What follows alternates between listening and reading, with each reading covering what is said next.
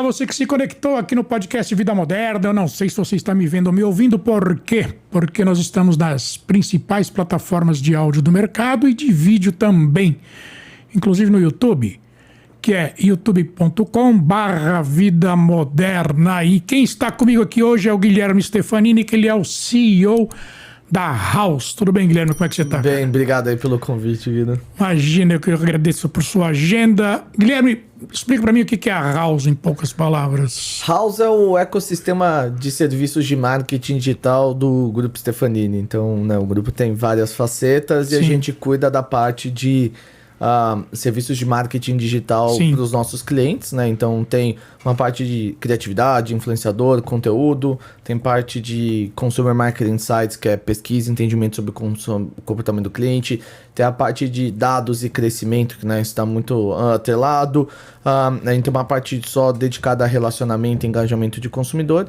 e, obviamente, também canais digitais. Então a gente atua nessas frentes junto aos clientes do grupo para esse desenvolvimento e resultado dos clientes. Né? Entendi, quer dizer, você não faz o marketing do Grupo Stefanini especificamente. Não, é totalmente separado. Óbvio, a gente sempre troca conhecimento dentro de casa, mas não, são responsabilidades separadas. O Grupo Stefanini é teu cliente também ou não? Não. A gente ajuda dentro de casa, troca ideia, às vezes faz algumas coisas ali, mas acaba sendo menos. A gente até separa porque... acho que são bichos diferentes. A gente acaba olhando muito mais o B2C, com algumas vertentes, algumas especificidades de operação. E lá é B2B, é outra, pegada. É outra pegada, é outro conhecimento que você precisa. Claro. Então são coisas que as nossas especialidades às vezes se trocam de experiências, mas não de operação. Então isso acaba sendo um pouco separado, assim. Claro. Agora, o Grupo Stefanini está em 41 países, se eu não me engano. Isso aí. Você também presta serviço para as empresas fora do Brasil ou não? Sim, a gente tem algumas coisas já rodando na América Latina, principalmente. Começamos nos Estados Unidos recentemente e Europa também já tem uma operação lá do que a gente está fazendo. Então, a gente está olhando talvez o grupo, a gente está atrás no processo de internacionalização, começando mais recentemente esse capítulo. Tá aí o nome House, que é a casa em alemão, né? Você que deu esse nome? Não, na verdade, a gente fez muita aquisição e aí, obviamente, a gente sempre brinca que você faz aquisição e você tem que saber onde você é bom, onde não é. E já tinha o nome do ecossistema, já tinha um pedaço e a gente acabou, dada contra o nome, então também a gente acabou adotando e tem usado, veio um pedaço das aquisições que estava debaixo desse guarda-chuva, tipo, já pegou a marca e começou a usar pro ecossistema como um todo para isso. Quantas aquisições foram até agora? A gente acho que fez 4 ou 5 e acho que hoje já são umas 8 empresas. Teve aquisição que às vezes vem mais empresas. É você que decide as aquisições? Sozinho nunca. Não, sozinho não. Não tô falando sozinho, não. Eu acho que... Quer dizer, quando você fala, cara, tem uma empresa aí que ela é promissora pra caramba, os caras são uma startup, vamos ver se dá pra gente... acho que a decisão nunca é sozinha. Não, nunca é. E eu acho isso importante, tá? Eu acho isso... Você ter... Eu brinco que nem entrevista. Quanto mais gente faz a entrevista com a mesma pessoa, eu acho melhor. Porque cada um sempre tem um viés de olhar o que olha, como olha, o que entende. Então... Não, normalmente obviamente eu entro para conhecer a empresa, a gente tem um time de M&A que avalia, você tem comitê que avalia, a gente conversa às vezes com o cliente para entender como é que tá indo a operação, se aquilo resolve uma dor. Então o nosso processo, ele eu brinco, menos planilheiro, menos financeiro e muito mais de composição de valor, de percepção de como tá indo, do que faz sentido aquele negócio. É muito mais nessa linha. Não, a decisão nunca é individual. Claro que não. Agora, de uns anos para cá, o mercado mudou barbaramente, né? O mercado de marketing, principalmente, né? Você teve a transformação digital, eu digo que teve também uma transformação editorial e teve uma transformação de marketing também no mercado nos últimos anos, né? Como é que você encarou isso, cara? Como é que você veio evoluindo até chegar onde você está hoje? A gente A gente entrou depois desse, né? Falam que mais ou menos foi por volta de 2010 que teve as grandes mudanças, assim, obviamente. Você era uma criança em 2010, pô, zero. Não, já tá mais velho, já tava velho. Mas, obviamente tem isso, e tem um outro lado também, que obviamente, a gente não tinha entrado ainda no mercado nessa época, sem dúvida. Então a gente entrou mais faz pouco tempo, talvez façam 5 anos, então pegou na metade. Tá. E aí a gente vê muito da bagagem, então eu acho que antes começou a ser muito sobre estar nas redes sociais, sobre ter site, então era mais nesse aspecto, e hoje mudou completamente. Porque é muito mais de como o consumidor se comporta, que ele tá te dando mensagem, como é que você tá captando os indícios, como é que você tá reagindo no real time. E eu acho que também teve uma grande mudança de comunicação que a dispersão da internet trouxe. Sim.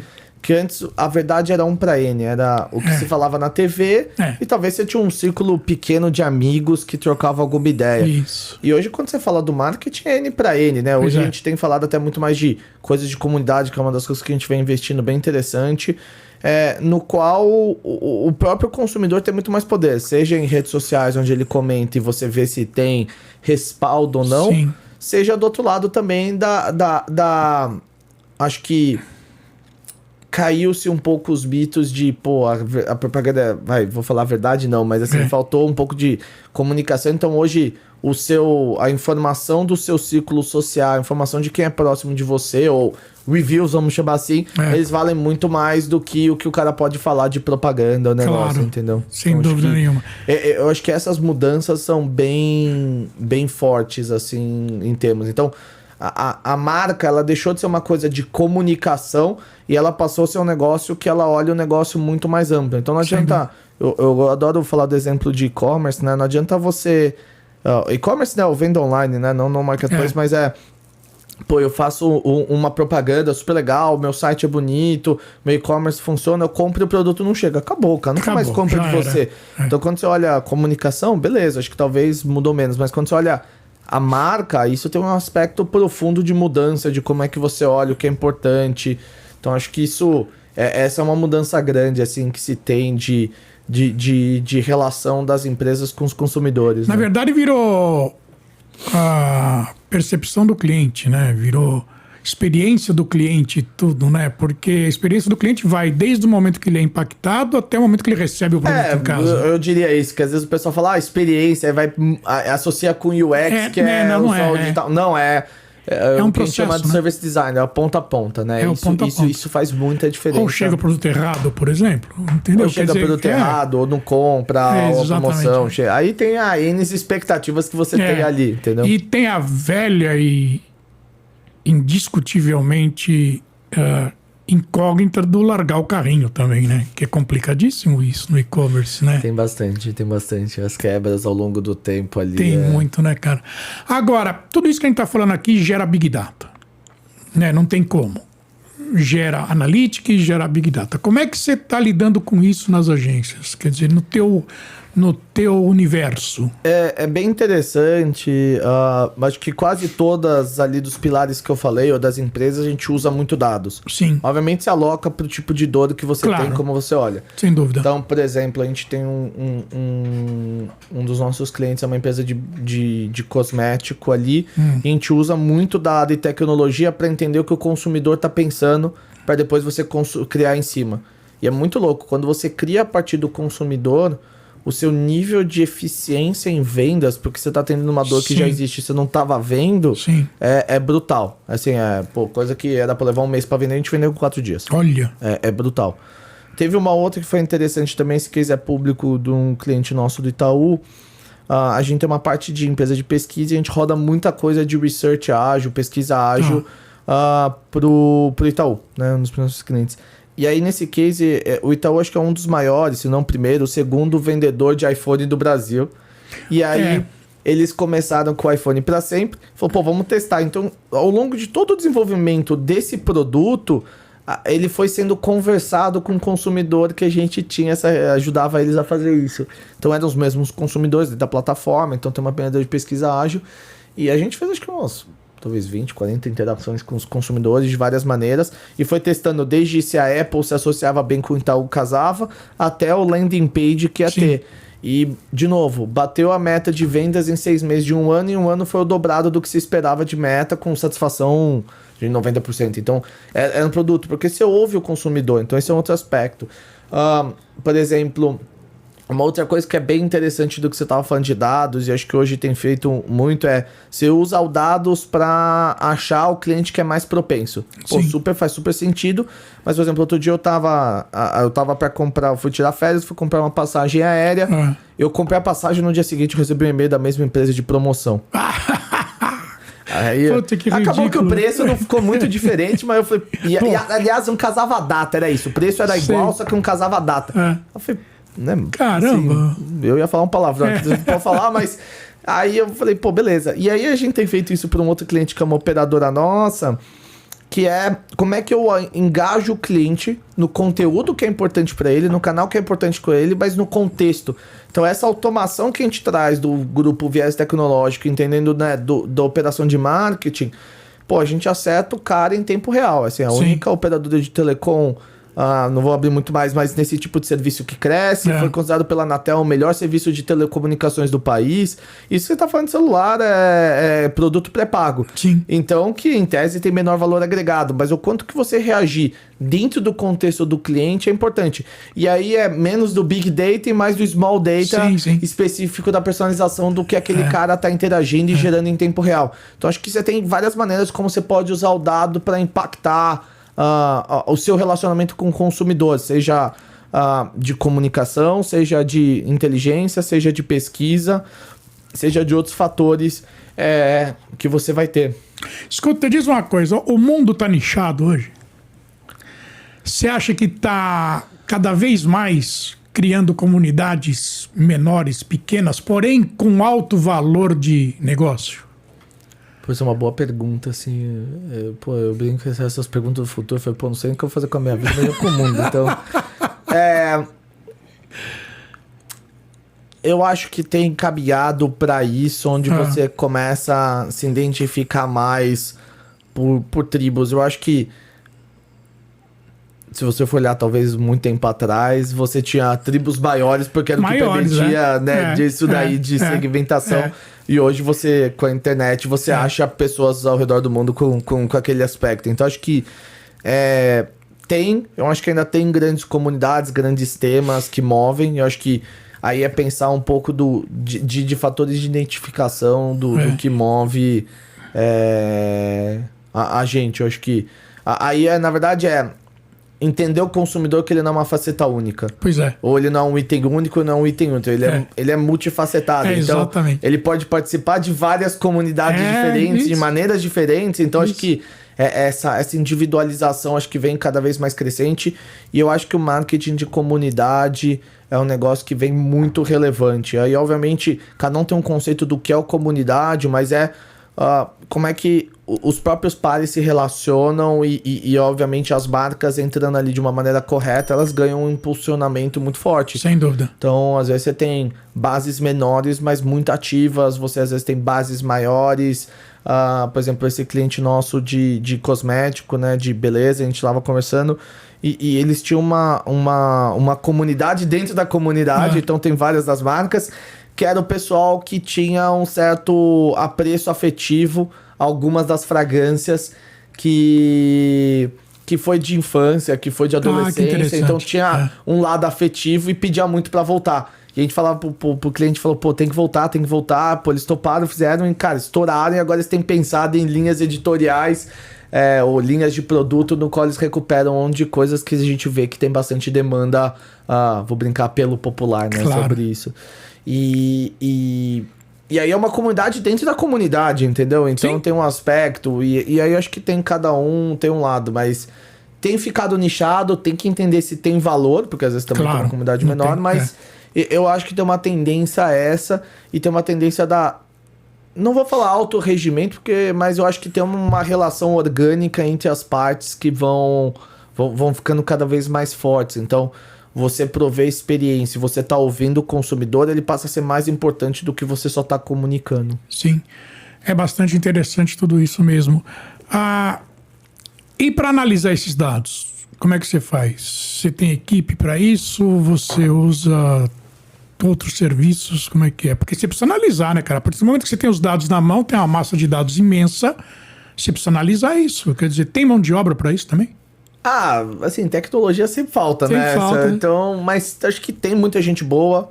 Acho que o brasileiro ele tem um aspecto interessante porque ele acaba sendo às vezes mais curioso e ele gosta de entender o contexto de negócio, né? Então, a gente sempre falava simplesmente quando você vai implantar um RP, é 80% padronizado, 20% customização. Sim, exatamente. Quando você fala de dados, é justamente o contrário. É 20% padronizado e 80% customização.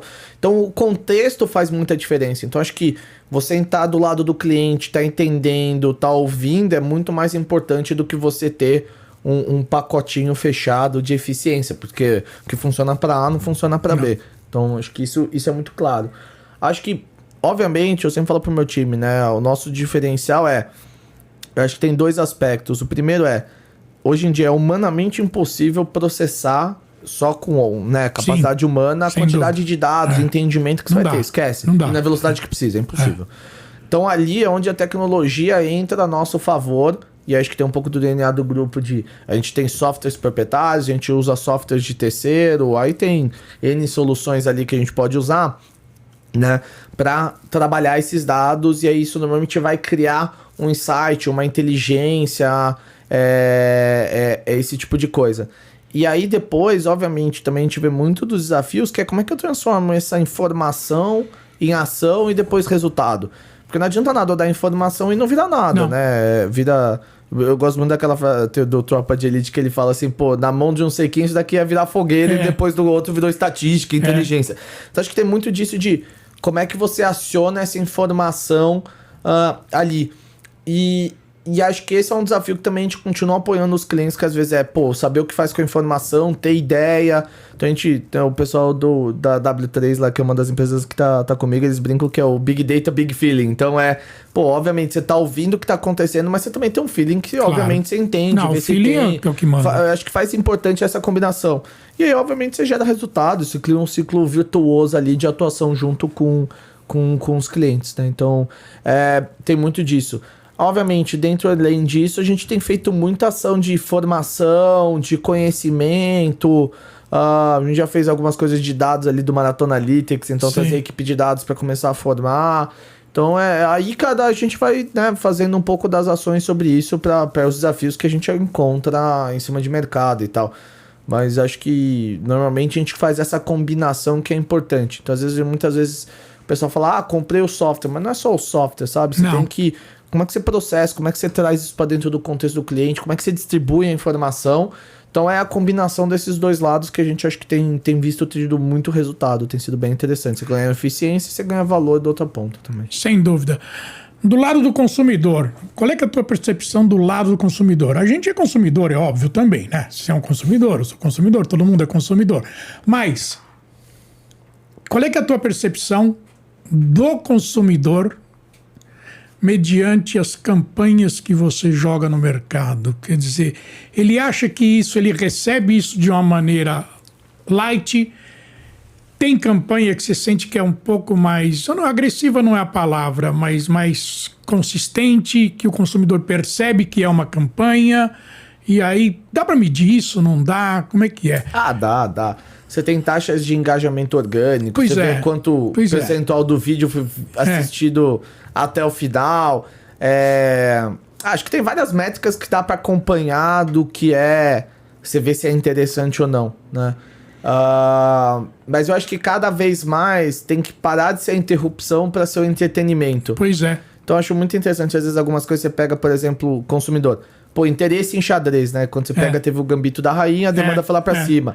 Pô, a venda de Barbie, quando saiu a série da Netflix lá, acho que uma temporada de novo, também bombou de vender. Então acho que tem uma correlação entre conteúdo. Outro dia eu tava... Coisa inútil que você vai vendo, mas é interessante que eu tava vendo, acho que era brinquedos que marcaram a época. Uma coisa da Netflix eu tava vendo. E aí...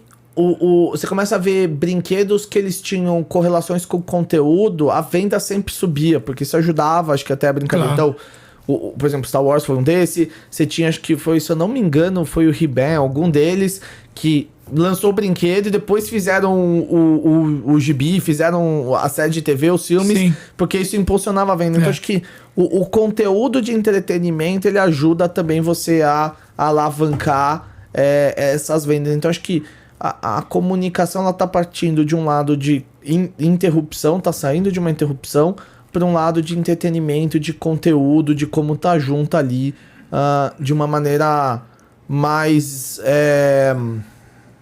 interessante para o consumidor do que isso. E aí acho que tem um outro lado também, o dado, que é, em vez de eu mostrar tudo para todo mundo, eu acerto quem que tem o real interesse ou a real perspectiva. E eu acho que tem um outro lado também, que é... hoje em dia, por exemplo, você pega na TV, é mais difícil você ver propaganda de promoção, que antigamente era muito comum. Sim. Acho que isso foi quase basicamente tudo digital, já está sendo, às vezes até no próprio PDV que isso ajuda. E vai para alguma coisa mais inspiracional, que normalmente o pessoal tende a procurar. Acho que conteúdo de qualidade sempre tem audiência, né? Sim. Mas eu acho que ainda tem essa parte de sair da comunicação, da interrupção para o entretenimento. Entendi. E as redes sociais estão mudando muito rápido, né, cara? Você pega, por exemplo, no Instagram. O Instagram, ele tá priorizando o Reels e imagem estática ele tá deixando meio de lado, né? Ele não tá mostrando tanto, né? E outro dia eu tava com 2 influencers num lançamento do Jetta GLI. Eu sentei numa mesa de 8 lugares e é só influencer, só eu de jornalista. Eu falei, deixa eu fazer uma pesquisa rápida aqui, né? Uma menina de 23 anos e uma de 25. Uma influencer de cosmético, a outra influencer de roupa. Elas estavam desesperadas porque elas não sabiam fazer TikTok. Elas estavam completamente perdidas, elas falaram. Entendeu? Assim, o Instagram não está me mostrando mais o que mostrava antes. Eu estou perdendo venda. Eu vou ter que fazer TikTok, só que eu não sei fazer TikTok. Eu acho que nesse aspecto, isso a gente vê com os clientes. Cada canal tem uma linguagem muito própria. O que funciona no YouTube não funciona no Instagram, não funciona no TikTok. Então acho que isso é uma parte importante, né? De entender o canal. Então, mas administrar isso junto ao público que você quer atingir, junto à persona, é complicado, não é? Ou não?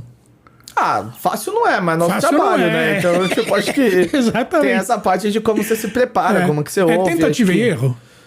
Tem um pouco, tem um pouco de embasamento do que você já pode trazer de ideia, te ajuda, né? Você não parte do zero, óbvio. Claro que não. Todo mundo pode fazer o que quiser do zero, mas assim, normalmente você já traz, o que você quer, qual que é o objetivo do canal, você já tem uma série de planejamento, inteligência. E de novo, né? Tudo pra todo mundo. É o que acho que o mais importante é o que faz sentido pro seu consumidor, né? Sim, sem dúvida. Então acho que tem esse aspecto. Eu acho que tem a parte de vídeo ser um formato de conteúdo que o pessoal acaba aderindo mais. Então, né, pessoalmente tem esse aspecto. Eu acho que, assim, obviamente, tudo tem ciclos, né? Então já teve ciclos do MySpace, depois você teve Facebook, agora você tem a Meta, TikTok. Metaverso.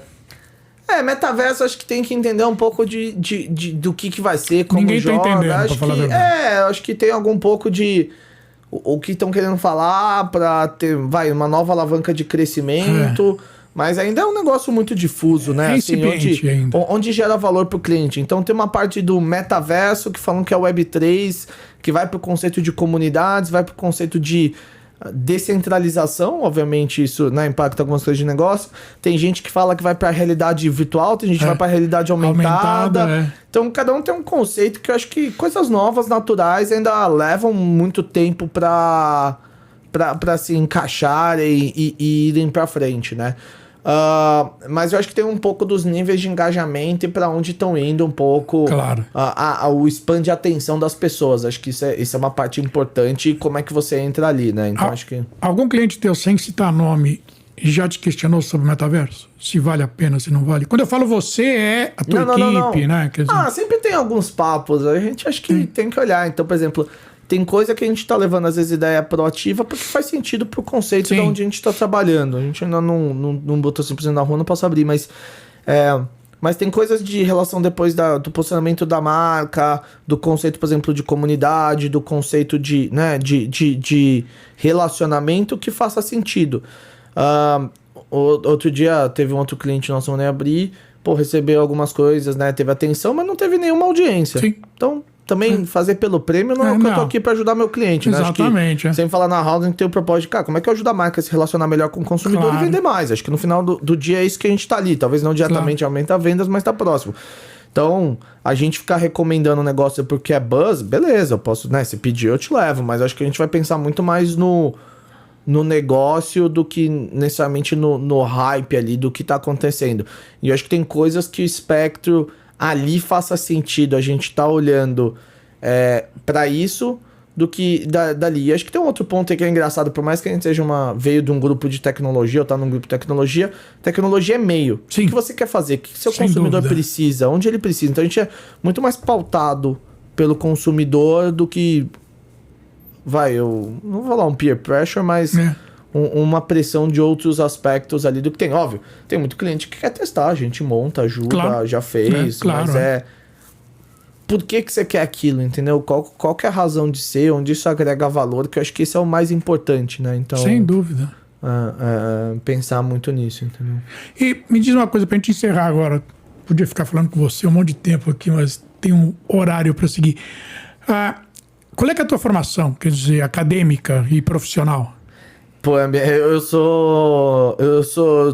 se eu fosse mais generalista era impossível, né? Mas eu fiz administração na GV, eu trabalhei um pouco em banco, não era minha praia, investment banking.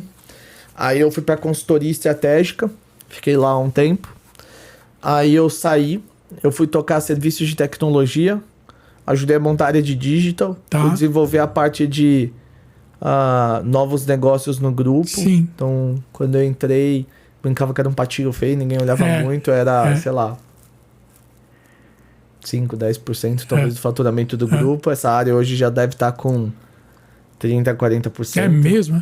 Eram umas 10, 12, 10, 15 empresas, hoje são 35 por aí. Sim. Então, obviamente, já faz um tempo. E aí, quando foi por volta de 20, a gente tava fazendo uma aquisição. E eu brincava, tinha tanta empresa que você ia passar basicamente reunião de resultado o mês inteiro e não ia fazer mais nada. Não faz mais nada. Então, parou de gerar valor também porque a gente tinha se proposto quando a gente trouxe aquelas empresas. Então, a gente acabou se reorganizando em algumas verticais ou alguns... Sim. O que a gente chama de torres plataformas, né? Então, tem a parte de Banking Payments, tem Cyber, tem Indústria 4.0, Analytics AI, quem que eu tô esquecendo? Tecnologia. E eu acabei ficando com marketing digital. Tava fazendo um workshop com o meu time esse final de semana. Eu falei, cara, eu escolhi marketing. Eu acho muito legal. Acho que assim, você tem um aspecto de estar ouvindo o consumidor, você fala muito mais de vendas, negócio. É estratégico, né? Super importante. Super importante. E eu acho que você tem a chance real de mexer no ponteiro do cliente de maneira significativa com essas frentes que eu falei, né? Que a gente atua. E aí eu brinco que eu sempre fui alguma coisa frustrado, porque quando eu fui trabalhar em consultoria, eu tinha pensado em fazer engenharia. E aí eu acabei não fazendo, porque eu achava que ia pra banco. Falei, vou fazer administração, vai dar no mesmo lugar, mais rápido, menos eu vou me matar menos aqui. E aí quando eu fui trabalhar em consultoria, eu e tudo engenheiro. Eu falei, pô, eu sou engenheiro frustrado, já tô ter feito engenharia. Vai tomar aqui, né? Aí depois disso, quando eu fui pegar a parte de marketing e tal, né? A gente tava se dividindo entre as plataformas. Eu falei, pô, eu gosto, quero e tal. E eu tinha sido padrinho de uma das últimas aquisições que eu tinha defendido. Então aí a bucha é tua. Sim. Então eu tinha que ajudar ali. E aí, entrar no grupo, incorporar, ajudar a crescer e tal, não sei o quê.